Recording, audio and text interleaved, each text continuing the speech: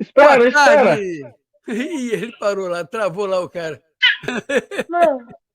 Boa tarde, não Cadê? estou te ouvindo. Cadê? Tá, qualquer coisa, faz sinal quando quiser falar, faz sinal para quando quiser sair. Estamos entrando de surpresa, não foi avisado ninguém que a gente ia entrar. Finalmente eu vou fazer o programa número 7, tá? Ele já saiu para tentar arrumar. Finalmente vou fazer o número 7, mas eu não estou ouvindo ele. Talvez algum outro problema, porque o último programa que ele veio, que eu não estava ouvindo ele, quando eu fui escutar a gravação do programa, ele estava lá. Eu só não entendi o porquê não estou ouvindo ele, mas ele estava lá. Entendeu? Então a gente vai tentar arrumar isso aí, mas finalmente a gente vai colocar no ar o número 7. Por que tem que colocar? Como eu falei, o Mine, é Mine o nome dele, não se confunda com Nine. Coronel Mine, da Polícia Militar, ele solta um monte de informações importantes na CPI distrital. A CPI distrital é uma CPI do PT. Tem um presidente do PT, tem um relator do PSOL. Não sai nada de bom ali. Eles levaram uma funcionária lá da BIM para tentar dizer que eles não foram avisados. E ela falou, não, vocês foram avisados, porque ela estava naquela fase de saída, de transição, e ela viu quando saiu o aviso. Aí complica as coisas. E ela fala uma informação super importante que ela soltou. Estiveram no Congresso cerca de 5 mil pessoas. Então, na Praça dos Três Poderes, tinham 5 mil pessoas. Estão presas 1.200 no dia seguinte. O resto não voltou para aquele campo lá. O resto não foi para lá.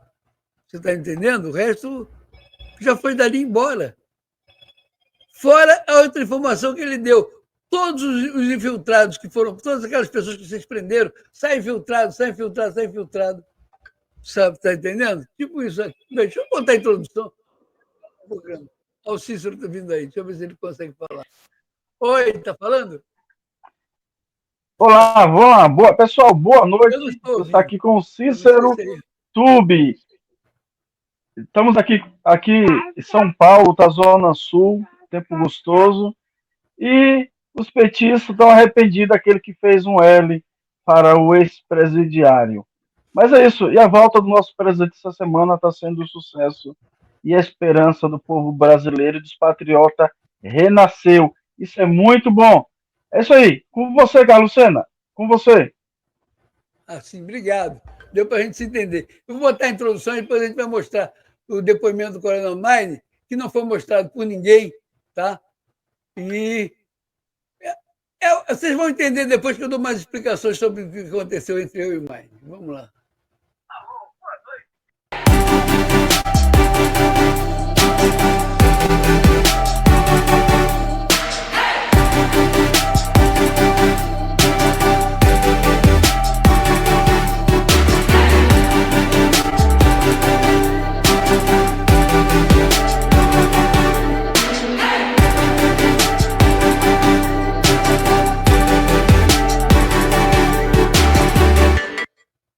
Bom, esse link que você vê em cima desse código QR é um link que leva para uma plataforma onde estão todas as redes sociais. Você vai lá e se inscreve em todas. Por que entrar em todas? Para te dar um exemplo, no último dia 21, eu fui excluído do LinkedIn. Eu tinha mais de 20 mil amigos ali dentro, estava lá dentro há mais de 5 anos. Fui excluído por quê? Porque eu botei o aniversário do Bolsonaro. Eu não podia falar aniversário do Bolsonaro, a gente é excluído, a gente é cortado. Então é muito importante que você entre nos nossos outros canais. Se um dia a gente sumir do LinkedIn, você vai procurar. Ele não está aqui no Facebook, ele não está aqui no Twitter. E pode acompanhar. A gente fez até uma programação de usando. Levi, boa noite. Só que não tem nada escrito aí, não, tá? Vou mostrar logo aqui, ó. Não tem nada escrito.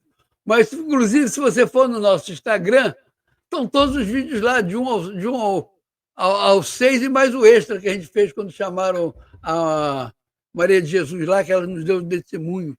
Eu estava até vendo se colocava ela lá na CPI de Brasília, mas eu tenho receio que ela sai de lá presa.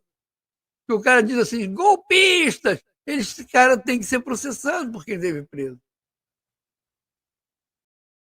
Obrigado, Levi, obrigado. Acompanha a gente aqui que a gente precisa da companhia. Ó, primeira coisa, deixa seu like. Segunda coisa, se puder, já o comentário você já deixou. Deixa no comentário mesmo, tá? E se puder, compartilhe com os amigos. Tá? Nós estamos refazendo aqui o caminho pela CPI estadual. Mas, então, como eu falava, entra na nossa rede. Você pode entrar pelo código QR e pode entrar pelo link que está ali em cima. Os dois te levam à mesma plataforma. E tem o nosso Pix, não botamos código QR no nosso Pix. Por quê? Boa noite. Ô, Cícero, está ouvindo a gente bem ou você já saiu?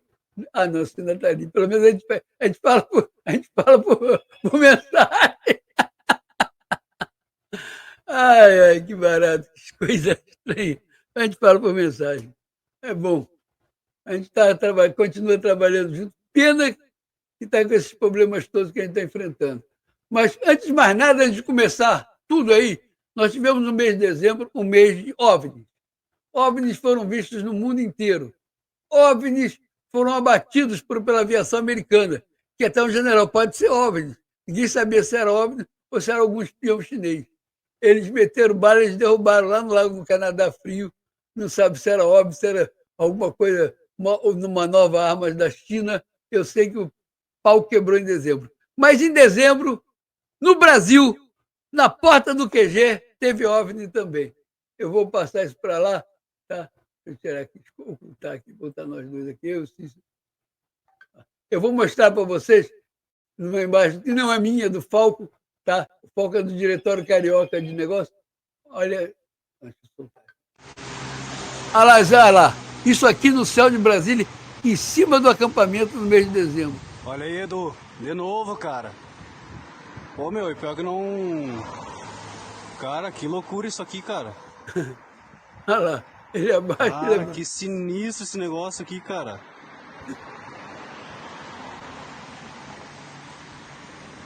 Tu tá louco. Era para mostrar mais por curiosidade. Nós também tivemos OVNIs aqui. Tá? Estou já tirando ele aqui porque isso aqui não faz parte. Então, CPMI de Janeiro urgente, transparência assim. Isso mesmo, Rogério. Precisamos da CPMI urgente. Pacheco, para de enrolar, tem que marcar a sessão e tu não quer marcar.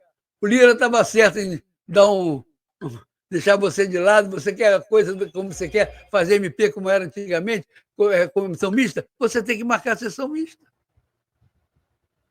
Se você não marca, nada anda, está tudo travado lá no Congresso. Mas a verdade é que essa semana eles votaram 13 medidas provisórias do Bolsonaro que o Senado estava sentando em cima para caducar.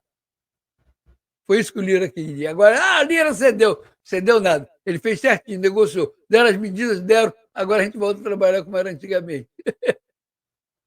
Tá? E para voltar a trabalhar, ele tem que marcar uma sessão, que deve ser marcada depois do dia 10. Entre o dia 10 e o dia 15, essa sessão vai ser marcada. Finalmente teremos a CPMI. Mas vocês vão ver agora uma parte do depoimento que o Coronel Maine deu para... esse depoimento ele está dando até para o relator do processo, que é um petista. Tá? Deixa eu tirar isso aqui, esse quadrinho aqui primeiro. Vamos nós. Policiais que iam comandar as tropas, e eu fui bem claro com todos eles que nós somos uma polícia de Estado e que nós iríamos cumprir o nosso dever naquele dia. Então, assim, grupos de WhatsApp, Telegram geral. Agora, grupos eu participava por quê? Porque eu precisava de informação. Né? Eu participava de alguns grupos aí de apoiamento, de líder, não grupos, mas eu tinha contatos de lideranças. O senhor participava ou não de grupos de WhatsApp de apoio ao ex-presidente Bolsonaro? Grupos não, eu tinha contatos, né? Contatos de pessoas que eram lideranças, né? E eram pessoas que eu utilizava para ter informações. Por exemplo, 7 de setembro, vai descer caminhoneiro para a Esplanada ou não vai? Então, eu tinha... Esse contato que então, o senhor taxativamente não participava de grupos de WhatsApp ou Telegram de apoio ao ex-presidente Bolsonaro? Não. Tá certo. Eu vou cortar aqui um pouquinho pelo seguinte. Ele está falando de 7 de setembro. No dia, eu conheci o Coronel Maine, conheci assim, durante o trabalho dele, no dia 9 de setembro, né, desse ano de 21. Tá, ok, Cícero, vai, já volta. Ele botou que eu já volto.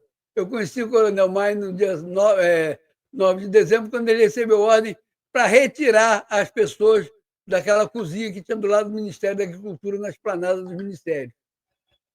Isso era 9 de setembro, quer dizer, era de tarde, só tinha 12 crianças ali. E a ordem dele era tira no peito, se ninguém quiser sair, empurra para fora. E eu, com a câmera ligada do lado dele, fui lá. Ele, quando me viu, eu com a câmera ligada, ele falou assim, o senhor não pode me filmar, minha imagem é particular. Eu falei, posso, o senhor está na rua trabalhando, meu amigo. A imagem na rua é pública. Me dá seus documentos. Aí eu puxei a carteira de jornalista. Quando eu puxei a carteira de jornalista, ele mudou já de tratamento. Aí ele tirou uma foto da carteira, até falei para ele, tira uma foto, tirou a foto, que ele não sabia o que ele ia fazer, se ele pegava um lápis, copiava, né? E foi com o telefone dele para lá. E eu perguntando para ele, você vai massacrar essas pessoas? Você vai massacrar essas pessoas? Bem, ele foi para o lado. Realmente, a consciência dele foi grande nesse ponto. Ele, daquela hora, ele tinha ordem para meter o cacete, fazer o que quisesse para tirar aquilo dali. E ele não fez. Ele ficou uma hora e meia andando para um lado e para o outro, sem tirar as pessoas dali. Tá? E aí, até que veio um deputado lá de dentro e disse, o senhor tem mandato? Não, então o senhor volta com mandato, tudo tranquilo. E ele foi embora. Quer dizer, ele fez o certo, ele não brigou com ninguém. No dia 9, no dia seguinte, quando ele voltou, o pessoal estava até desmontando a cozinha. E sabia que estava voltando com mandato. E aí tem outra passagem aí interessante. Eu olho quando ele está naquela de vou sair, chamando as tropas para um lado, chamando a tropa para o outro. Andréa Matias, jornalista, ela olhando, não sei o que está vendo, parece que ele vai embora. Será que ele vai embora? Aí eu fui chegando perto dela. Ela chegou perto dela, olhou para mim, aquele olhar assim, não estraga minha live, eu estou vivo, não estraga. Aquele olhar aflito, né? Aí eu cheguei perto do ouvido dela e falei assim, ele não tem mandato. Ela falou, aí ela parou, pensou um pouquinho e falou assim, ele está indo embora porque não tem mandato. É isso, ele não tem mandato. Aí abriu um sorrisão, eu fiz um sinal de positivo para ela, foi embora. Não podia deixar ninguém na furada, ninguém perdido do que estava acontecendo ali na hora. Tá bom? Agora, ele não fez de maldade. Aí eu procurei uma pessoa que tinha contato com ele, dali. E expliquei, ele não estava ao vivo. Nada do que estava falando foi ao vivo. Está gravado comigo. Aí falaram assim para mim, tudo bem, está gravado contigo, eu vou falar com ele depois com calma para ele te liberar qualquer coisa. Porque a partir do momento que ele tinha meu nome, tinha uma fotografia da minha carteira de jornalista, é claro que ele ia me procurar nos hotéis ali e eu podia me prender de novo, fazer uma covardia comigo. E ele não fez. E ele vai ser o ponto de salvar a turma no dia 9. Olha a história. Continua aí na tela mais. Fala aí, coronel. E esses contatos que o senhor tinha, então, não eram de convicção pessoal, eram para atividade por necessidade profissional. do trabalho. Atividade profissional. Sim. Correto. Eu tinha vários contatos de liderança, de gente que vinha fazer manifestação, liderança de caminhoneiro, até por conta do dia 6 de setembro de 21, né, que a gente combinou uma coisa com agro e foi feito outra, né, outras lideranças entraram no meio que não estava dentro da situação do agro, então eu ia coletando essas informações e de vez em quando e aí, tudo bem, o que vocês estão planejando, qualquer ideia, mas para ter uma informação mais precisa do que ia acontecer na cidade. O senhor participou de algum ato ou manifestação pública de apoiadores de Bolsonaro que questionavam o resultado das eleições de 2022 como cidadão? Em 30 anos de polícia, eu acho que eu nunca fui numa manifestação sem ser fardado. Tá certo. No dia 12 de dezembro, a gente falou pouco, acabou que no dia 12 de dezembro, e o dia 12 de dezembro teve uma importância grande, né? Como o senhor avalia, o senhor já falou um pouquinho, né, aí, das dificuldades do mapeamento do dia 12 de dezembro. Agora, eu me surpreendi um pouco com o fato de não ter sido efetuada nenhuma prisão da Polícia Militar. O senhor acha que houve prevaricação ou omissão de policiais na ponta na execução do seu trabalho? Deputado, nós temos que lembrar, mais uma vez, que a Polícia Militar é uma força de segurança pública. Sim, o senhor explanou para nós aí. Nós não somos uma força de intervenção de guerra, né?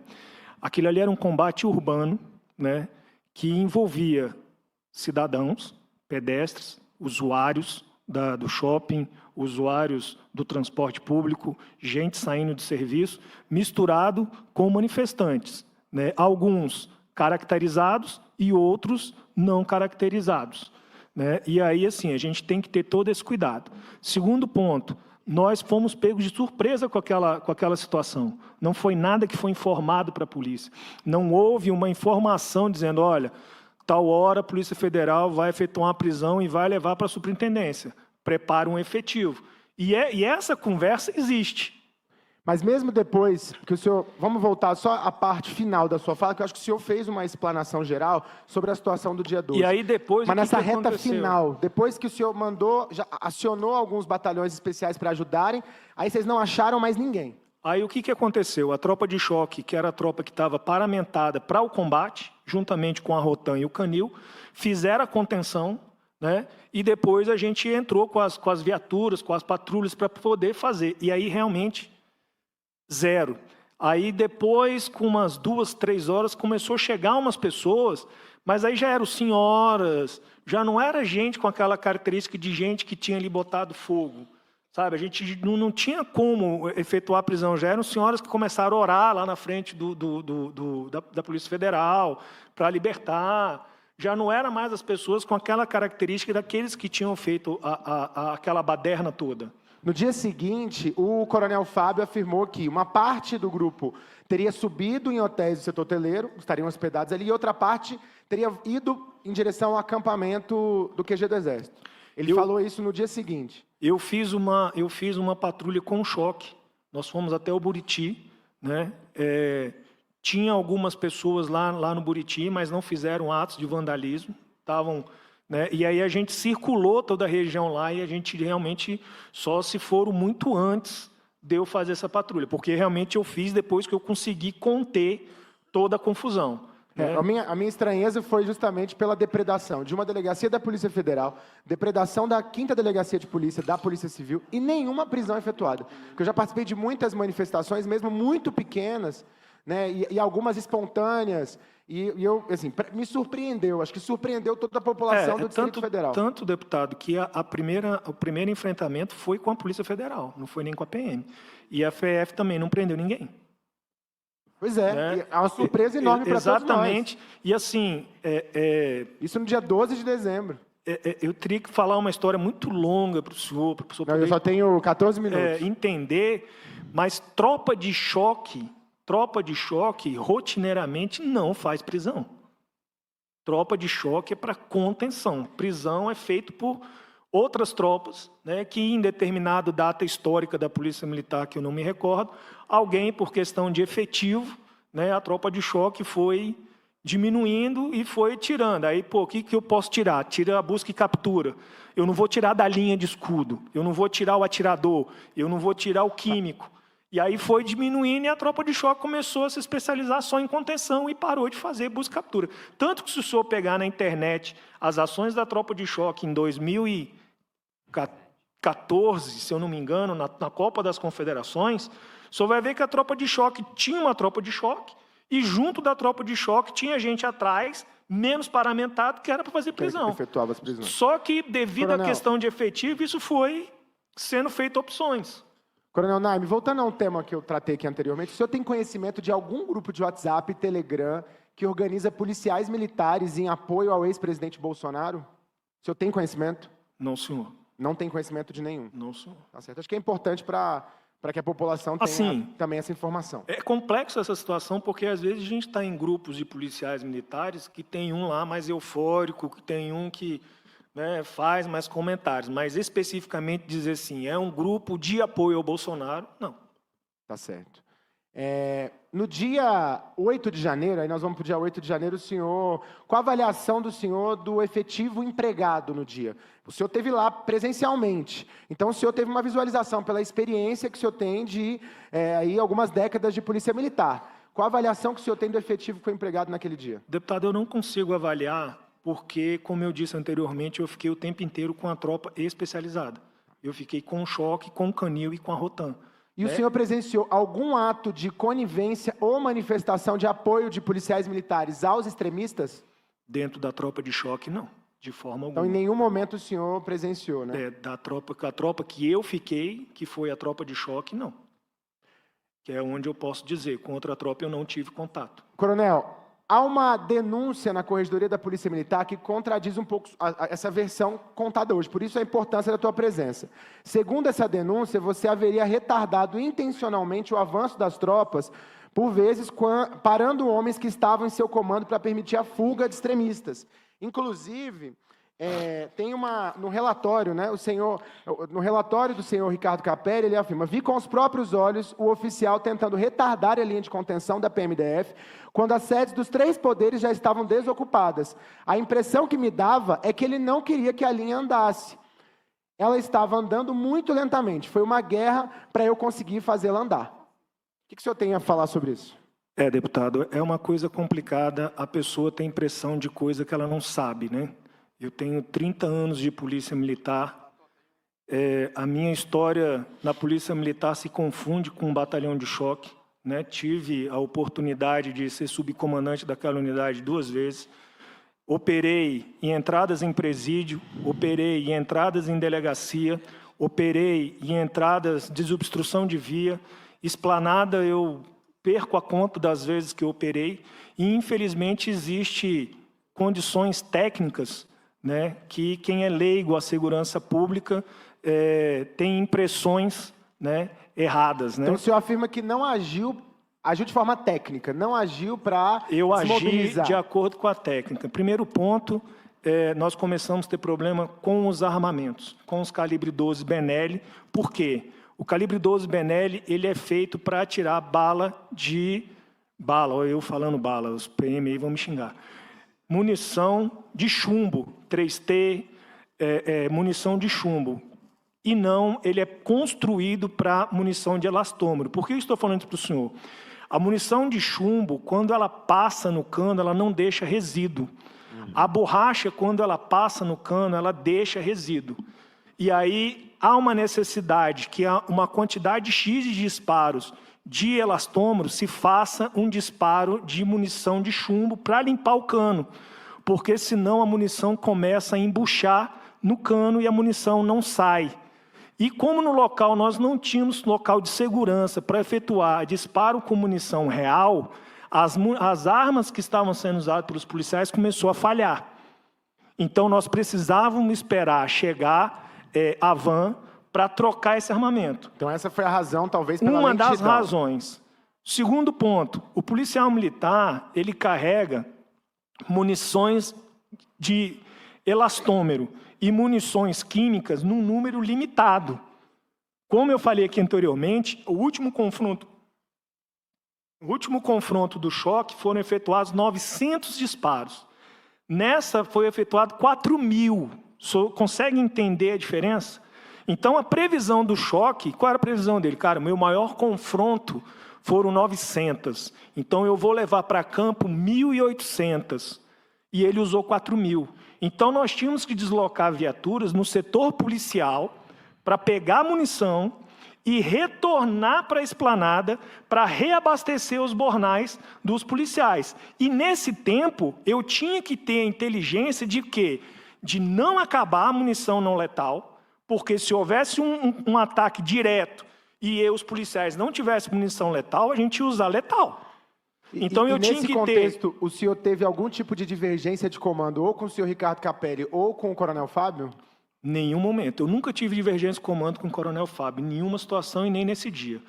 E com o doutor Ricardo Capelli, Que era o seu superior naquele contexto, né? A minha única divergência com ele foi no dia posterior, né? Porque eu cheguei na Polícia Federal com 40 ônibus encaminhando lá para a Polícia Federal, né? E a Polícia Federal foi meio que pega de surpresa com aqueles ônibus para lá. Não existia local na Superintendência da Polícia Federal para que aqueles 40 ônibus fossem instalados. Eu estava preocupado porque as pessoas saíram do acampamento dizendo que seriam triadas e depois liberadas, né? E aí, quando aquelas pessoas chegassem na Polícia Federal, eu tinha um medo de acontecer uma rebelião dentro daqueles 40 ônibus, né, dentro da Polícia Federal, tanto que eu fiquei com o doutor Cajado e mais 2 delegados da Polícia Federal rodando dentro, enquanto o comboio deslocava, rodando dentro da Superintendência da Polícia Federal.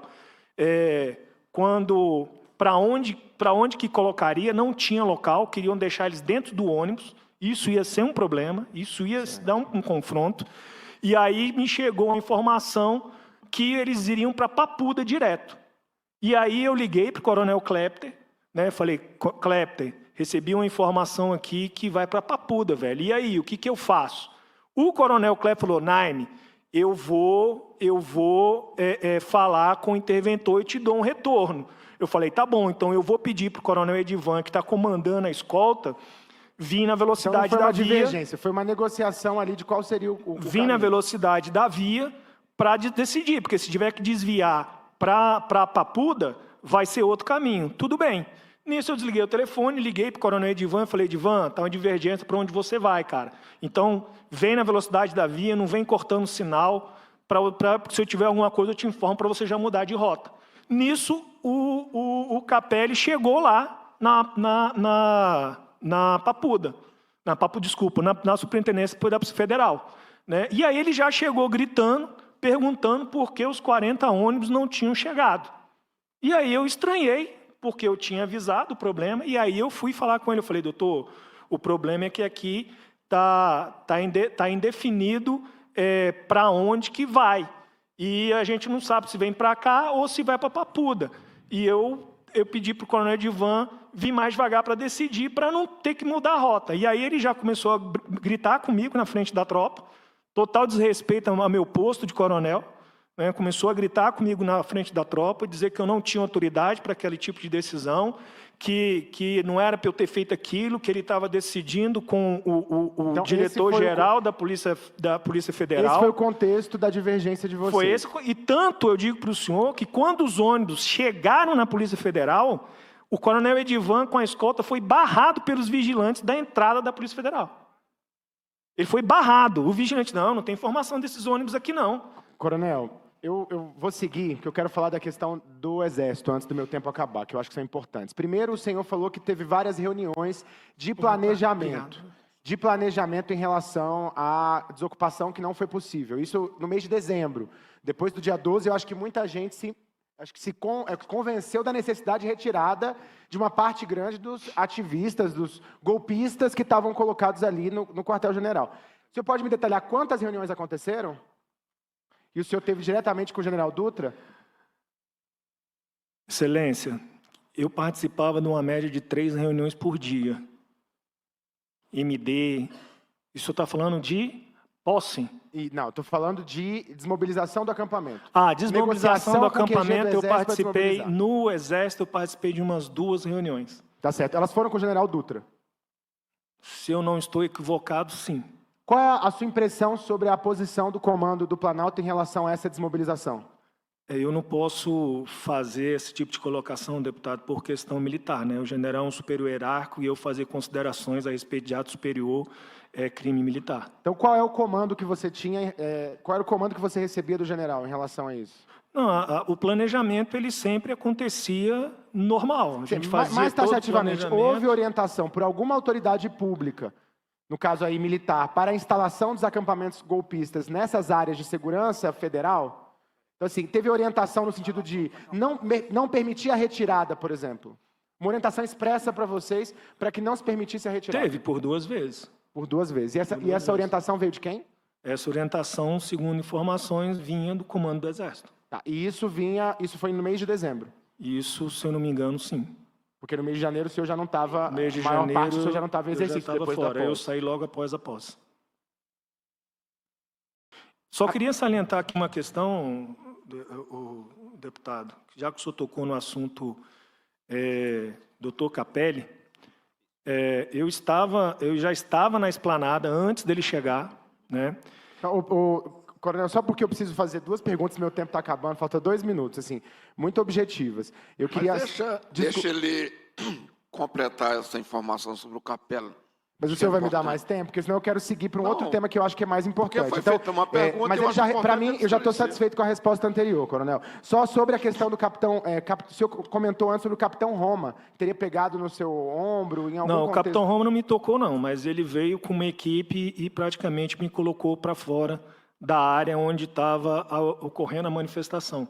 E aí a população já veio atrás dele, daquele padrão que a gente sempre via, né, me xingaram de palavras de baixo calão, né, acho que só não me agrediram. Porque... E o senhor citou também, no dia 8, um tenente que veio ao encontro ali da Polícia Militar, alterado, impedindo as prisões. O senhor recorda o nome desse tenente? Não recordo, mas eu sei que ele era o oficial de dia naquele dia lá na área. Lá na área do Sim, quartel-general. do E ele veio, quartel-general. qual era a disposição dele? Ele queria impedir também a Ele, entrada da ele não polícia militar e as queria prisões. ele não queria deixar que a gente prendesse as pessoas no gramado ali. Antes eu mandei o Cunha antes da Avenida Duque de Caxias. Só naquele gramado que fica ao lado da via NU, naquela calçada ali. O Cunha montou uma linha, inclusive algum deles, quando percebeu a linha, ainda correram lá para dentro, o choque ainda tentou correr atrás para pegar e foi impedido. E o senhor sabe qual era o argumento utilizado pelos oficiais do O Exército? argumento é que ali era a área do Exército. Mas tinha algum argumento em defesa dos manifestantes? Não. O senhor percebe alguma leniência em relação aos O que eu golpistas percebi extremistas? dele foi ele dizendo que ali era uma área do Exército e que a PM não podia atuar.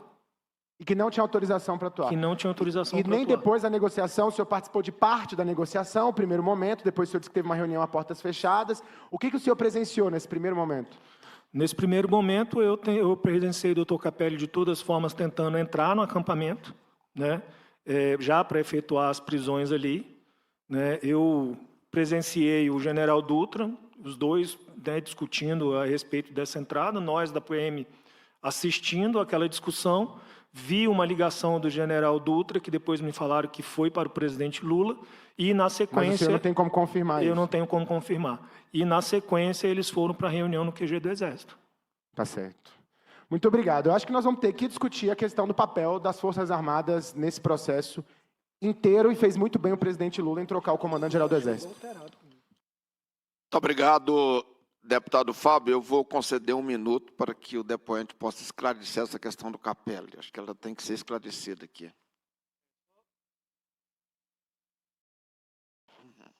Só para relatar para o senhor, deputado, que eu já estava no teatro de operações quando eu recebi a ligação do doutor Fernando Neto, que é do PT Brasília, que trabalhou muito perto. Conheço ele desde pequeno, né, desde adolescente aqui no Distrito Federal, e a gente trabalhou muito perto durante o governo de transição com alguns assuntos que a transição teve problema para conseguir com a Secretaria de Segurança. Eu acabei resolvendo dentro da PM. Teve uma questão de troca de escolta da PM pela PRF, teve uma questão do boneco do Lula que precisava de segurança.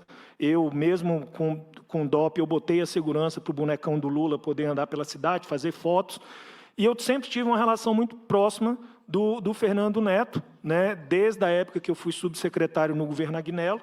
Né, já conhecia ele de adolescente no Guará, ele com meu irmão eram presidente da liderança jovem do PT, e eu sempre tive muita proximidade dele. E eu já estava na esplanada quando o Fernando Neto me ligou e falou assim: Naime, você está na esplanada, velho? Porque, inclusive, naquela semana eu tinha encontrado com ele no almoço e tinha falado que eu estava de férias. E eu falei: Fernando Neto, cara, eu estou na esplanada, eu acabei vindo. Pô, velho, teve uma intervenção federal aí, o interventor é o Capelli. Eu vou te dar o telefone dele, você liga para ele, se põe à disposição e fala que você está aí. Eu falei: não, tudo bem. Aí ele me passou o telefone do Capelli, eu de imediato liguei para o Capelli, ele não me atendeu, e isso está no meu celular, mandei uma mensagem para ele, falei: doutor Capelli, sou o coronel Naime, sou chefe de operações da PM, eu estou de férias, estava de férias, mas já estou no teatro de operações, já estou com a tropa de choque e estou à sua disposição. E aí ele não me respondeu, né? E aí, quando ele chegou, que eu tive contato com ele lá depois da catedral, né, eu me apresentei novamente, falei: doutor Capelli, eu sou o coronel Naime.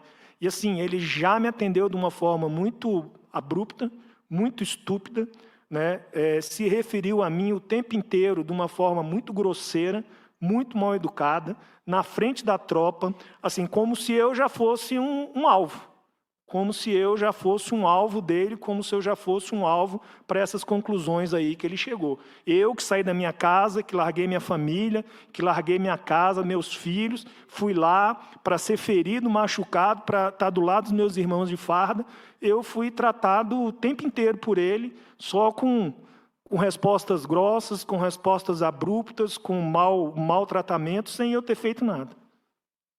Acho que está esclarecido. Eu vou... Bem, não precisa mais nada, esse aí foi o depoimento que ele deu, é bom você ressaltar. Que, veja bem, o tempo todo o cara que está fazendo pergunta tenta colocar uma briga para... Não, você é bolsonarista, conhece o grupo bolsonarista, para tentar incriminar o Bolsonaro. Esse cara, eu já falei, é da esquerda que está fazendo pergunta. É uma CPI da esquerda. E não quer escutar nada. Esse presidente, você está escutando, comprei um sanduíche, tal, ele ia fazer, para o negócio ali. Ele quis chamar o general Heleno para falar sobre o GSI, sem chamar o general do GSI, que é o. Não tem o nome dele aqui, Gonçalves Dias, se não me engano. É Gonçalves Dias. Está aqui o nome dele, Marco Edson Gonçalves Dias. Quer dizer, em vez dele chamar o Marco Edson para depor, que foi o general que o Lula botou no GSI, ele chamou o general Heleno. É o Heleno que tem que falar, mas o Heleno sabe de lá dia 1º. Quando aquilo que vocês escolheram, dia 12 de dezembro, dia 12 de dezembro foi o dia que foi preso o Índio Sererê. Então, olha só, o pessoal saiu do acampamento, foi andando até. E ainda tinha alguns ônibus, mas não dá para levar todo mundo. Foram até a Alvorada, falar com o presidente. Na volta, havia ordem de prisão do Alexandre de Moraes para 3 pessoas. O Índio Sererê, o Bismarck, que está preso de novo, e o Oswaldo Eustáquio. Sem que ele tivesse feito nada, não tinha tido nada, não tinha. Prende os 3. O Índio foi o primeiro a ser pego no caminho e foi preso. Até foi preso de uma maneira bem cordial, que o oficial botou ele no chão e pisou no pescoço dele, na frente dos filhos, da mulher. Aliás, a mulher não estava ali, não, a mulher estava no acampamento, na frente dos filhos, quer dizer. O policial fez e ele segurou os outros, ninguém faz nada. E foi, levantou e foi preso. O Índio tem muita coragem, tá? Foi preso. No dia seguinte ele falou, não vem ninguém aqui, eu não quero ninguém aqui, volta todo mundo para casa. E eles voltaram. Porque ele não queria tumulto. E aí, de repente, apareceram um monte de bujão de gás. Eu já mostrei a entrevista que eu tive com o deputado Sanders sobre a apuração. A apuração do dia 12 de dezembro não deu em nada, eu estava lá. Eu já tinha vindo do acampamento para o hotel quando escutei as explosões, escutei tudo, foi que fui saber que o índio tinha sido preso. Fui para lá, olhei, observei, vi que eram black box profissionais, aqueles sempre que estavam profissionais, não havia nenhum patriota ali. O patriota sentou na porta, como ele falou, sentaram na porta da delegacia federal e começaram a rezar, e pedir para Deus soltar ele, e pedir para a soltura do índio. Isso foi o que o patriota fez. Você está entendendo? Então, era esse negócio, até o momento dia 12 de dezembro, eles querem colocar a culpa no Bolsonaro. Eles estão loucos para colocar a culpa no Bolsonaro. Mas o PL tem uma deputada chamada Paula Belmonte. Ela é uma deputada distrital. E ela vai lá e e conversa com o Coronel Maia durante 20 minutos. Escuta só, eu já até botei isso no outro dia no ar, mas estava fora de contexto. Vamos ver, hoje está tudo bem. Presidente, boa tarde a todos, que Deus nos abençoe. Abençoe o senhor. Eu quero aqui me apresentar. O meu nome é Paula Belmonte, eu estou como deputada distrital, eu vim de uma Câmara Federal, fiquei 4 anos lá e sei da importância da segurança pública do Distrito Federal. Lá, nós defendemos várias vezes a segurança e sei que a segurança pública do Distrito Federal é uma referência. Nesse sentido, eu acho importante nós ressaltarmos o trabalho que o senhor teve esse tempo, que o senhor está desde o dia abril de 2021. O senhor acabou de falar que o senhor teve uma operação aqui, muito importante para todos nós, a questão do Lázaro. O senhor teve no comando da 7 de setembro, em outras manifestações grandiosas para o Distrito Federal. Para quê? Para defender a democracia e defender a população. Então, nesse sentido, eu estou como política, mas eu sou uma cidadã brasileira que amo esse país e amo principalmente essa cidade.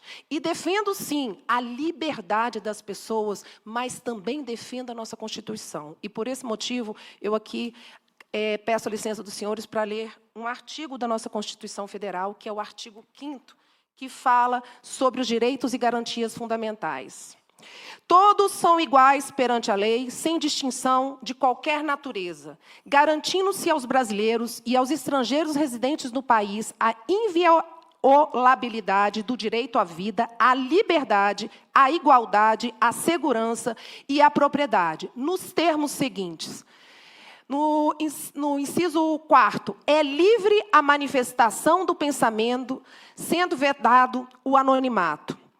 no inciso 16, todos podem se reunir pacificamente, sem armas, em locais abertos ao público, independente da autorização, desde que não frustrem outra reunião anterior convocada para o mesmo local, sendo apenas exigido prévio aviso à autoridade competente. No artigo 6º da nossa Constituição Federal, nossa Carta Magna, também são falados os seguintes: são direitos sociais a educação, a saúde, a alimentação, o trabalho, a moradia, o transporte, o lazer, a segurança, a previdência social, a proteção à maternidade, à infância, a assistência dos desamparados na forma dessa Constituição.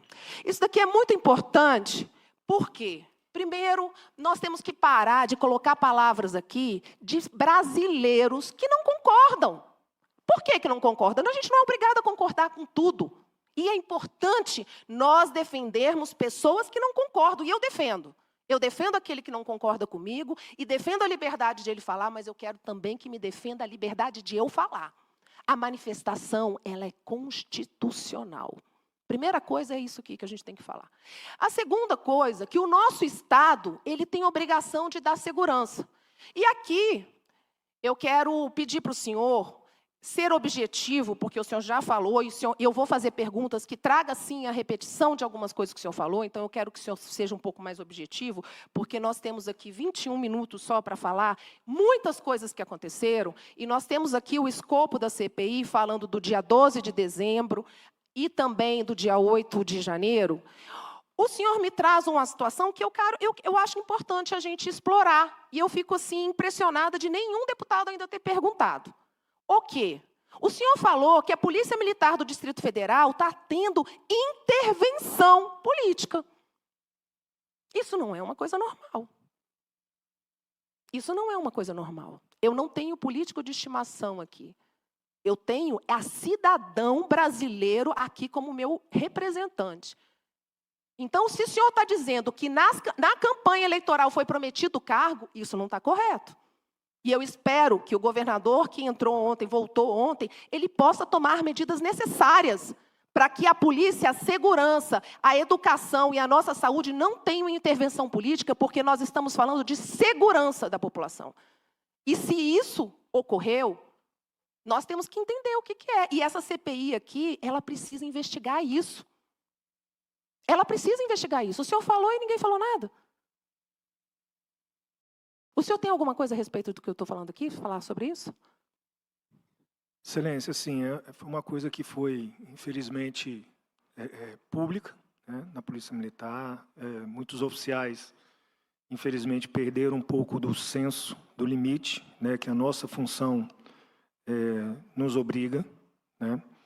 Mas eu em particular, né, como uma força de segurança pública, comunidade, numa cidade como o Distrito Federal, eu entendo que política está em tudo. Política está em todos os lugares. A gente faz política em casa com a esposa. Então, assim, política está em tudo. E eu acho que a política saudável, ela é importante na corporação. Eu não vejo problema, né, isso é uma opinião particular minha, um deputado que foi eleito na Ceilândia, né, ele tem uma preferência por um oficial que possa comandar a unidade lá e seja indicado por ele, né? E se esse oficial for comandar, né, e estiver alinhado com o comando da corporação, obedecendo às ordens, seguindo as ordens, eu não vejo esse problema dessa indicação. Eu acho que isso é até salutar, né, aproxima, porque a gente precisa dessa casa. Mas né? deixa eu fazer uma pergunta para o senhor. O senhor fez uma forma criticando a situação. Eu quero entender para o senhor o seguinte, o que estava acontecendo estava tendo uma intervenção que o próprio comando não estava aceitando, é isso? Só para que a gente possa ser mais objetivo. Então, assim, o problema é quando isso se exacerba, né? Quando isso passa desse limite, o comandante-geral já não consegue mais trocar comandantes, né? Comandantes que, de repente, às vezes não estão funcionando, né? E assim, a gente ressente muito, né? Não é fazendo crítica, né? Porque eu até considero o governador Ibanez um excelente governador, né? Acho uma covardia o que foi feito com ele nesses dias, não tinha necessidade, porque a esplanada já estava retomada, né? Ele, preocupado, mandou me ligar, Só mandou vamos ir. objetivar, só um pouquinho. Eu estou Mas- perguntando se teve interferência política e se isso foi prejudicial à saúde, à força de comando. É Mas isso que eu eu estou acho perguntando. que nesse ano ele um pouco se afastou da corporação, né? E realmente a gente teve algumas interferências na corporação que não foram muito boas. Tá, e aí vamos lá. Quem era o comandante-geral no dia 12 de dezembro? 12 de dezembro de 2000, Isso, e 22. Coronel Fábio Augusto. E quem era o subcomandante do dia 12 de dezembro? É subcomandante, né? Comandante, na sequência, é o subcomandante. Dia 12 eu acho. De dezembro. Dia 12 já foi depois das eleições, Coronel Klepter. E o senhor era O chefe do departamento de operações, dia 12. dia 12. Ok. O senhor falou para nós aqui, dia 12, aí eu vou entrar um pouco na questão da manifestação. O senhor disse para nós, e nós vimos aqui, e nós sabemos que, infelizmente, esses dias eu fui na rodoviária e vi traficante ali na frente de todo mundo e as coisas acontecendo. Então, infelizmente, tráfico, pessoas fazendo errado, existe em muitos lugares. Mas eu também vejo relatos que esteve na manifestação ali, pessoas acampadas, pessoas do bem, senhoras. Eu estive tive 2 vezes na penitenciária feminina e vi ali mulheres de 40, 50 anos que não têm característica de terrorista, como foi falado por muitos parlamentares aqui. Não tem essa característica. E o senhor disse claramente que dia 12, as pessoas que estavam naquela manifestação, que invadiram a Polícia Federal, não tinha característica dessas pessoas que estavam rezando. Eram pessoas preparadas. É isso que o senhor falou? Sim, senhora. E essas pessoas estavam dentro dos hotéis, elas não estavam dentro da manifestação, é isso que o senhor falou? Pelo que a gente conseguiu levantar depois que chegou de informações, bem provavelmente estavam todas instaladas nos hotéis ali no setor hoteleiro norte. Então, presidente, eu estava querendo aqui pedir para o senhor, aqui na CPI, para que todos aqui a gente assinasse, pegasse a lista de todos que estivessem no hotel em Brasília, do dia 5 ao dia 15 de dezembro, que é uma data boa, para que a gente possa fazer... Quem são os financiadores? Porque eu sei que vocês estão atrás disso. Então, quem são os financiadores? Quem são as pessoas que pagaram as diárias nos hotéis? Isso daqui fica uma sugestão para que a gente possa chamar essas pessoas para cá. O deputado Fábio, então, nós vamos assinar. Eu acho que é importante até, inclusive, os parlamentares do PT assinar isso, para que a gente possa esclarecer quem são os financiadores. Vamos assinar todos da CPI, para que a gente saiba quem são os financiadores. Bom, então o senhor disse que esses manifestantes não tinham características daquelas senhoras que estavam rezando, que estavam não sei o quê, e que eles não estavam ali. Os senhores não conseguiram prender nenhum. Ou o senhor não conseguiram depois? O que aconteceu? O problema ali foi que a tropa que eu tive que acionar para lá era a tropa que estava no rádio patrulhamento convencional. A tropa no rádio patrulhamento convencional, ela está de boné, ela está só com escudo balístico, ela não tem condição de entrar num confronto e a gente não teve tempo hábil de equipá-los para poder ir para lá pela forma que nós fomos surpreendidos com essa prisão. Então, ficou muito do choque, né? Debelar todo aquele vandalismo que estava acontecendo na cidade, né? O choque que chegou também às pressas. E aí, o que acontece? O choque, ele anda, como eu falei para a senhora, escudo, arma longa, bornal. Só fazer uma pergunta para o senhor. Nós temos hoje tecnologia e nenhuma imagem foi resgatada para que a gente pudesse identificar quem foram as pessoas que fizeram essa manifestação dessa maneira? Essas imagens, eu acho que foram resgatadas pelo sistema da Secretaria de Segurança Pública, só que aí vai para a Polícia Judiciária, deve estar com a Polícia Civil do Distrito Federal, que inclusive já efetuou prisões. E essas pessoas... A posteriori. Então, presidente, também é uma outra sugestão aqui que a gente pode assinar junto, é chamar essas pessoas que já fizeram essas prisões, para a gente entender quem são os financiadores dessas pessoas e os nomes dessas pessoas. Bom, agora vamos lá para o dia 8. No dia 8, pelo que eu vi aqui o senhor estava de férias. Estava de dispensa. Independente de o senhor estar... Eu vou falar férias, mas é dispensa que fala na corporação. O senhor também estaria no momento de descanso, é isso? Sim, senhora. E quem é que chamou o senhor para estar lá no dia 8?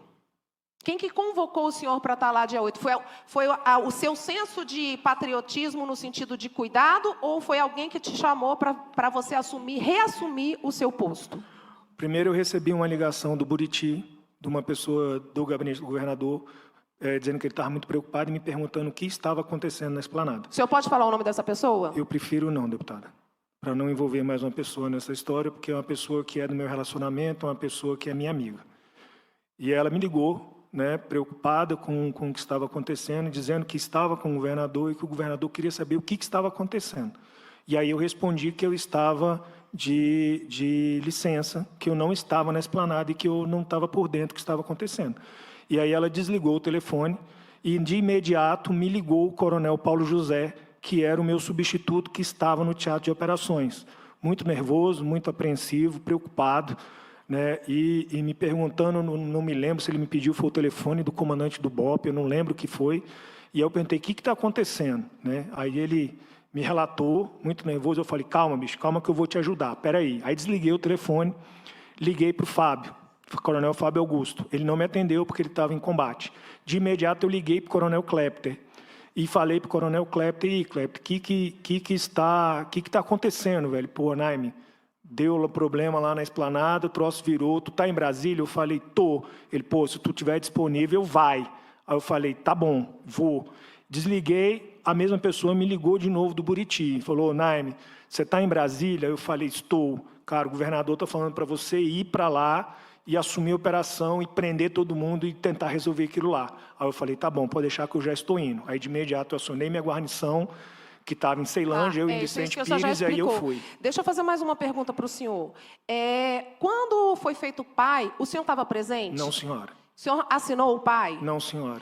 Pois é, no PAI, foi colocado aqui, nós temos aqui a cópia do PAI, e isso eu fiz questionamento nos dois outros depoentes que estiveram aqui, pessoas que estavam aqui nos colocando, que tinha uma responsabilidade, tanto as forças de segurança quanto o Corpo de Bombeiro, cada um com a sua responsabilidade, e os entes federados da federação também, da União também. Então, o STF tinha responsabilidade, o Palácio do Planalto tinha responsabilidade, e nós percebemos que algumas ações não foram realizadas. E pelo que o senhor falou aqui, é importante, eu vou repetir o que o senhor falou, e se o senhor puder confirmar se eu ouvi corretamente. Sim, o senhor falou para todos nós que, em 30 anos de carreira, o senhor nunca viu uma facilidade tão grande dos órgãos da polícia, que seja legislativa, do Congresso Nacional, que seja aqui da Força de Segurança Nacional, em deixar as pessoas entrarem, sim, nos edifícios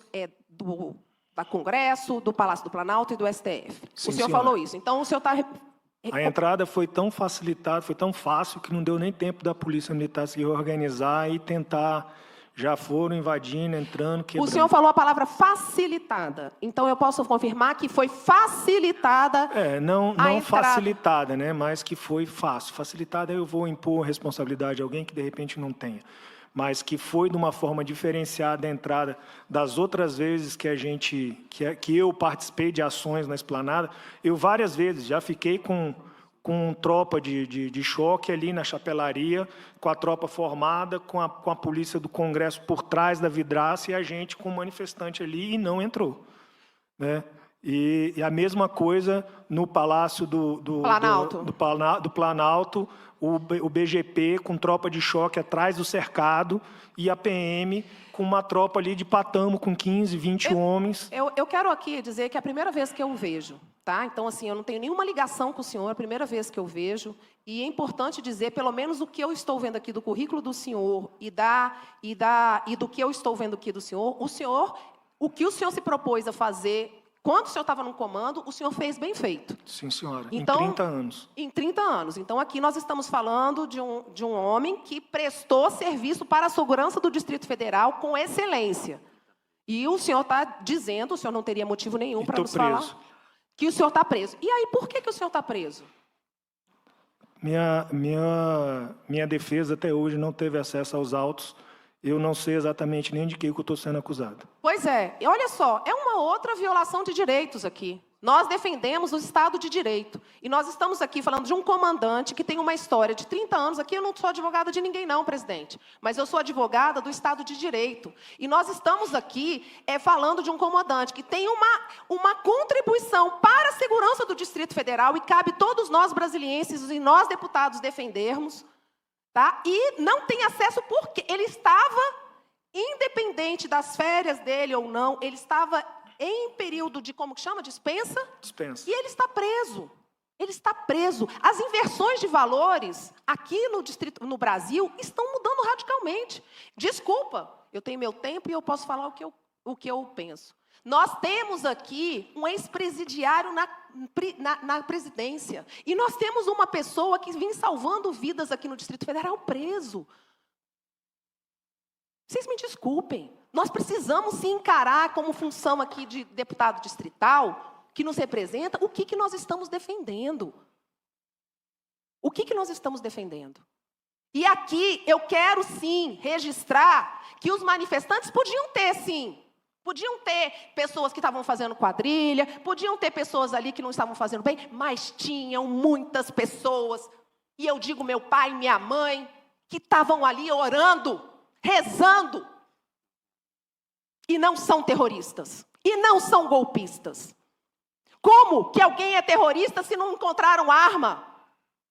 E nós estamos falando de um comandante preso, que não sabe por que está preso, enquanto nós temos um ex-presidiário como presidente.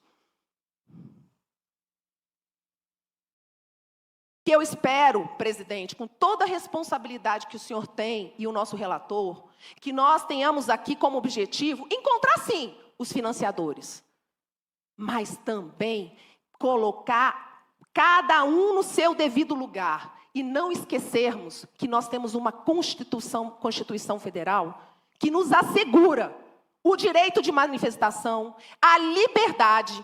E eu, como parlamentar, dentro da minha função parlamentar, tenho a imunidade para falar o que eu penso, respeitando a todos.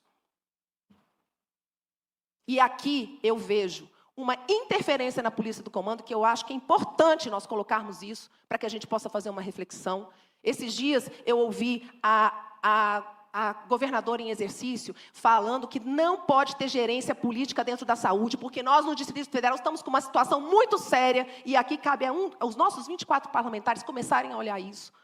Nós não podemos ter gerência política na educação, nós não podemos ter gerência política na segurança pública, e nós não podemos ter gerência política na saúde, porque nós vamos enfraquecer o tripé de sustentação da nossa Constituição Federal.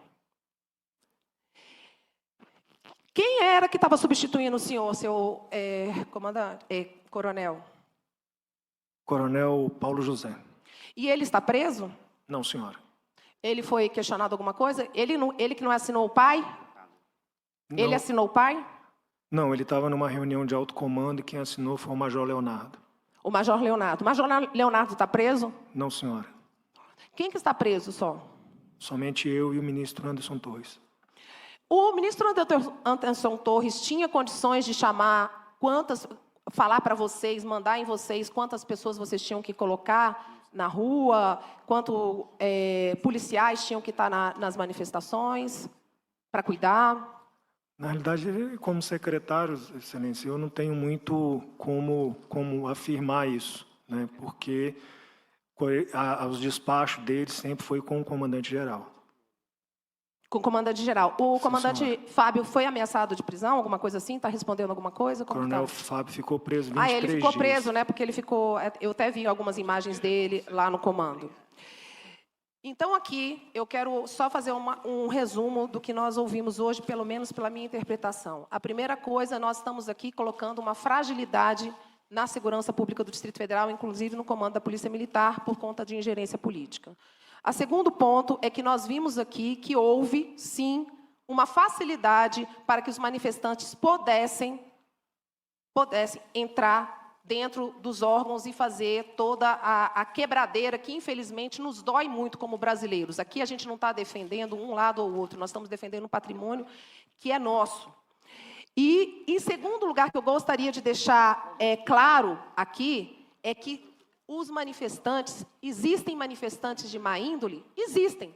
Como existem pessoas que pensam diferente de mim, também de má índole, mas também existem pessoas de boa índole. Eu conheço alguns. Eu conheço algumas pessoas valorosas do PT. Eu convivi com alguns. Tenho certeza que essa casa temos alguns. Mas nós não podemos fazer com que todas as pessoas que estiveram lá na manifestação sejam criadas como terroristas, falado como terrorista, porque não são. Não são. E aí eu só quero fazer uma pergunta nesses 3 minutos que me restam, que é um depoimento que eu ouvi de diversas senhoras que estavam lá na penitenciária. Elas disseram o seguinte, elas falaram, eu vou falar o que elas me falaram. Elas foram enganadas. Elas foram convidadas para subir dentro de um ônibus, para que elas pudessem voltar para a rodoviária, para que elas pudessem ir embora para suas casas, e quando elas se encontraram, elas se viram elas presas. Eu quero saber se o senhor sabe disso e como que foi essa situação, porque o senhor mesmo falou que nem a Polícia Federal foi obrigado a colocar num ônibus, e nesse ônibus prender todo mundo, lembrando sempre que na nossa Constituição Federal nos assegura a manifestação. Eu não tenho como muito responder isso, Excelência. Eu só sei que eu recebi ordem para colocar essas pessoas no ônibus e apresentar na Superintendência da Polícia Federal. E aí eu não sabia quais eram as providências que seriam adotadas.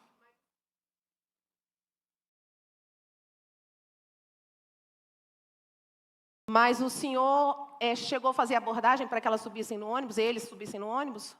Não, senhora. E como que foi a orientação da polícia para que eles entrassem dentro do ônibus? Esse encaminhamento foi feito pelo próprio Exército Brasileiro. Nós só fizemos a linha de contenção, o Exército Brasileiro encaminhou eles para dentro do ônibus e depois a PM só fez a escolta até a Polícia Federal. E a polícia levou aquelas pessoas que estavam ali, por qual motivo, qual crime que elas estavam cometendo? Segundo a informação, já havia um mandado de prisão do ministro Alexandre. E o ministro Alexandre de Moraes, na sua visão como policial, ele tinha argumento para falar só porque a pessoa estava ali manifestando? Aí eu não consigo opinar, Excelência. Eu não tive Pois eu acesso digo aos que eu autos. acho que não. Eu digo, acho que não. Obrigada, presidente. Vossa Excelência ainda tinha 1 minuto e 25 segundos, para que nunca mais se diga nessa casa que eu cessei o direito de quem quer falar. Esse é o trecho gravado que eu tive que fazer. O programa, você sabe, não acabou. Nós fomos sabotados e esse depoimento foi tirado do ar. Nós estamos voltando com ele agora, certo? Já tem mais de 1 hora, talvez eu não possa colocar lá no Instagram como eu coloquei os outros. Vou ter que colocar o link, como está a parte 3. Bota o link, bota sair do ramo. É o que nós vamos fazer. Tá? Você assistir lá. Mas você vai ter como acompanhar a série toda. Nós temos provas novas. Nós temos uma opção de coisas que se juntar com isso aí, vão mostrar toda a verdade. Para isso, a gente vai fazer a parte 8. Vai mostrar que a Polícia Federal sabia quem fez a bagunça no dia 12 de dezembro e foi detectado que eles estavam voltando lá no dia 8 de janeiro. Saber de tudo. E vai ter que explicar que se tinham 5.000 pessoas lá, porque só 1.200 foram presos como sendo as terroristas. Já que para muita gente, eles prenderam os inocentes. Os terroristas eles deixaram fugir mesmo. Quem quebrou, quem participou, fugiu naquele dia. Tá? Eram 5.000, 1.200 presos, uma base de 3.800, 3.700, um quebradinho de pessoas lá presas à toa. Bom, era isso que eu queria passar para vocês. São os 2 depoimentos, são super importantes. Eu vou fazer alguns shorts desse depoimento da Paula, da deputada Paula, porque eu achei interessante que as pessoas fiquem com isso na cabeça. Se a CPM vem aí ou não, não sei, mas tem que vir. Naturalmente, eles vão deixar ela para vir bem no final, para já ter essa daí condenando todo mundo. Tá? Mas essa daí, como eu falei, presidente do PT e relator do PSOL, isso aí não vai dar em nada. Ou vai dar sim, vão querer acusar o Jair Messias Bolsonaro.